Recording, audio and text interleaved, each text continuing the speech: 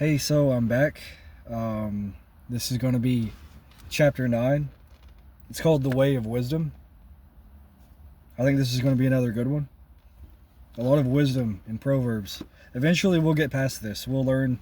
I don't know, you guys probably aren't feeling that way. You guys are probably eager, but I think I've read The Way of Wisdom. This may be like the fourth time. I may be exaggerating. It's probably the third time, but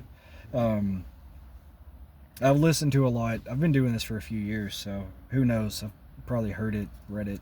I don't know. But in the beginning, Proverbs tells you all the things that it covers. I have a study Bible, so I kind of have like notes and introductions and authors and dates and themes and audiences and all kinds of things like that.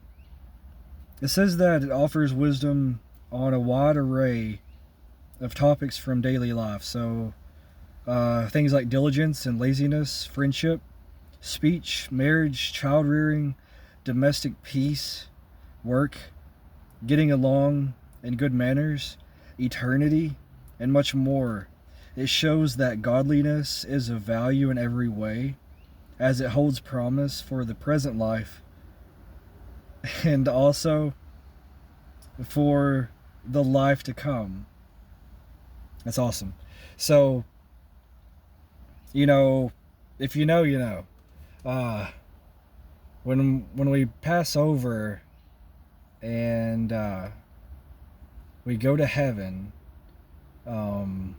we get new bodies. We're made in God's likeness. We're made in His image. So it will be like perfection. We will get new hearts and minds. It says that He'll wipe away every tear. There will be no more like sorrow and struggle and things like that. So it's going to be super beautiful. It says a life lived by God's will is a happy life. So there's a lot of cool stuff in here. I can't wait to get to the parts that kind of like the inner workings, like the interminglings of scenarios and situations. Like right now we're kind of learning like wisdom and knowledge and insight and how God uses those and how they should be used, and stories of what happens if they're not used in the correct way. It's cool to know these things. It's really beautiful as well.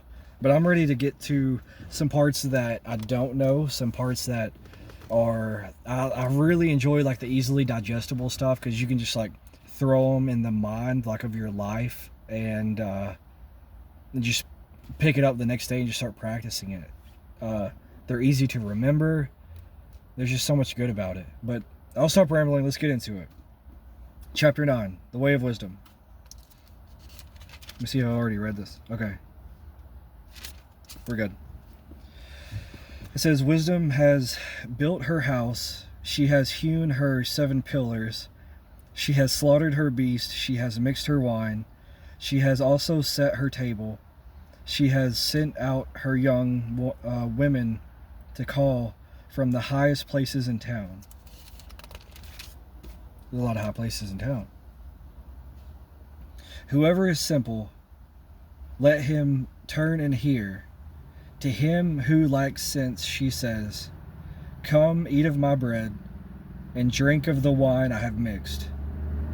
Leave your simple ways and live, and walk in the way of insight. Whoever corrects a scoffer gets himself abuse, and he who reproves a wicked man incurs injury. Do not reprove a scoffer, or he will hate you. Reprove a wise man, and he will love you. Give instruction to a wise man, and he will still be wiser. Teach a righteous man, and he will increase in learning. The fear of the Lord is the beginning of wisdom, and the knowledge of the Holy One is insight. Okay, so the fear of the Lord is the beginning of wisdom.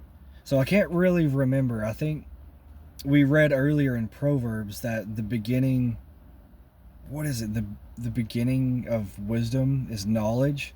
So that's what I got. That's what I got mixed up. So the fear of the Lord is the beginning of wisdom. So there either has or there will come a time where, you're probably thinking. Let me say it like this: you're probably thinking like, I love God and I know of God and I want to be with God and like all of those things, and you truly mean it.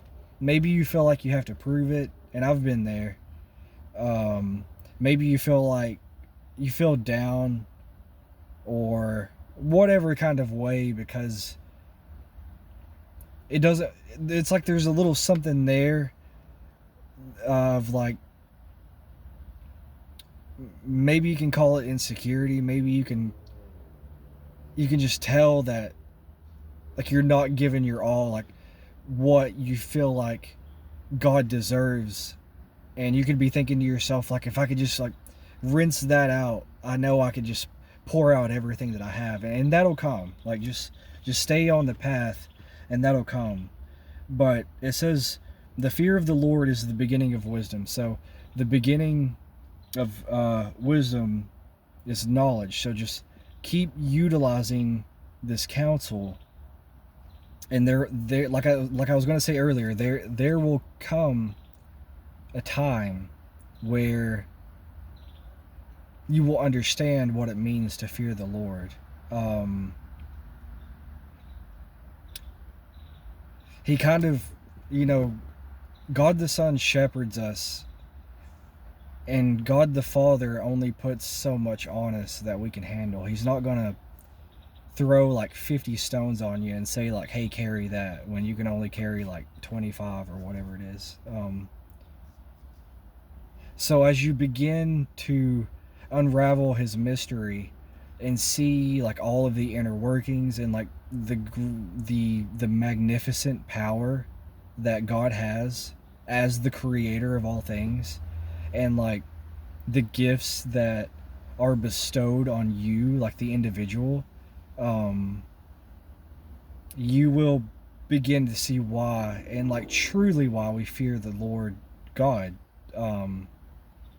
And that's not like an or else, and from me at least, that's not like uh, a warning of like, let me see what I'm trying to say here, of like you you're not doing it right, or you're not thinking it right, or you're not saying it right. It's one of those things where when you get to that point, um, you'll want to know, you'll want to fear God, or else like you'll fear like the man down the street, or like the woman that you like pays rent to live in your basement, or like maybe you watched a movie last week and there's this like weird thing, which you probably shouldn't be watching things like that anyways, but there's like this weird thing in there, and like every time you close your eyes, like that's all you can see. Like if you don't fear God, then all these other things are going to come in, and that'll be your fear, that'll be your worry, and that'll be like you're this and you're that. And so it's really important. Like it's not all just like fear me because I'm mighty and I'm powerful, and like if you don't, then I'll just eradicate you. It's like it's fear. It's if God was saying it in my mind, it's fear me because I love you, and if you don't, then like you're going to be afraid of like every time the wind howls, or like your house creaks, or a door slams, or like whatever it is. So take that for what you will. I think it's good advice. So let's continue. It says, leave your simple ways and live and walk in the way of insight. Whoever corrects, I think we're farther down. Sorry, we're at verse 10. If you're reading along, it says, the fear of the Lord is the beginning of wisdom, and the knowledge of the Holy One is insight. So the knowledge of the Holy One is insight. That's interesting. So one who is holy with knowledge will give insight. So I guess that's how that goes. Whoever you can find to do that, I would do that. For by me your days will be multiplied, and years will be added to your life. If you are wise for yourself. If you scoff, you alone will bear it. So that's not good. I don't do a lot of scoffing, I don't think. I probably have. I don't have a whole lot to say on that. But don't do it. It says, if you're by God, though, your days will be multiplied. So that's good. Years will be added to your life. That's super cool. But yeah, I think I've either wrote or spoke on this in previous videos about, it says, don't reprove a scoffer. Don't correct them, or you'll like get abuse yourself. So don't correct a scoffer. If you reprove a wicked man, you'll incur injury. I don't know of, obviously, like how that'll work out or what'll happen. I don't think that's wrote about. I think everything's kind of case by case, but yeah, that goes back to the parable of like, don't uproot the crop or the weed, because the weed will, like, there's roots. I'm gonna mix a whole bunch of stuff in here, but where you plant your foundation, where you build your foundation is kind of like how your roots take hold, and these things get planted and dug very deep. Roots will wind and wind and wind into the ground. So if we correct those people that are doing those things, and for maybe we know, or maybe we're trying to bring awareness to ourselves, so we're looking for it, we're recognizing it, understand that you're pulling up the roots, and for a different set of words, you're going to get some dirt on you if you go messing around doing that sort of thing. So it's really important to just kind of stick to yourself on a lot of this. And it says here at the end, if you're wise for yourself. Like, you don't gotta like prove anything to anybody. I mean, at the end of the day, like, we all have roles to play. Like, our men lead, our women help, like all those sorts of thing is the way that it is. The Bible also says the wise get wiser. What is it? Give instruction to a wise man and he'll still be wiser. So for those who are willing to listen, like, yeah, tell them, it'll be well received. But for those who don't know, or don't want to hear, or going through like whatever they're going through, like, there's probably going to be bad repercussion. So I've dealt with that a lot, in a lot of different ways. I really don't want you guys to have to, man or woman. I can only speak from a man's point of view. It sucks. And that's all I really want to say on that. But yeah, actually there's more here. I thought that we were leading into chapter 10, but the next part of this is the way of the folly. So that might kind of be a little bit more on maybe what I'm talking about. So it says, the woman folly is loud, she is seductive and knows nothing.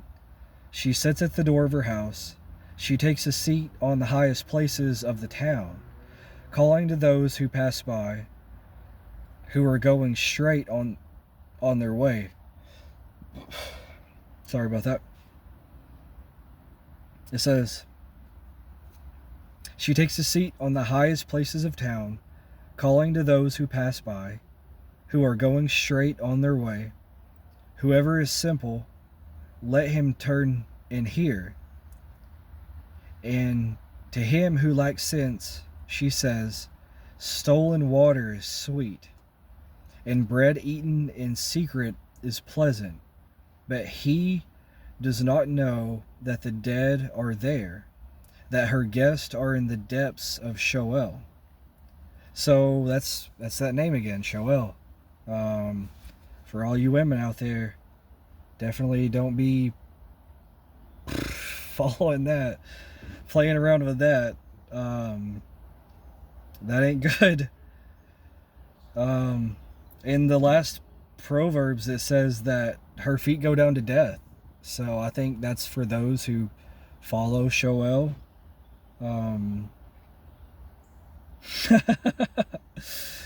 It's just bad all around. Yeah, that's all pretty self-explanatory. But I think we're going to wrap this video up. The next one is the Proverbs of Solomon.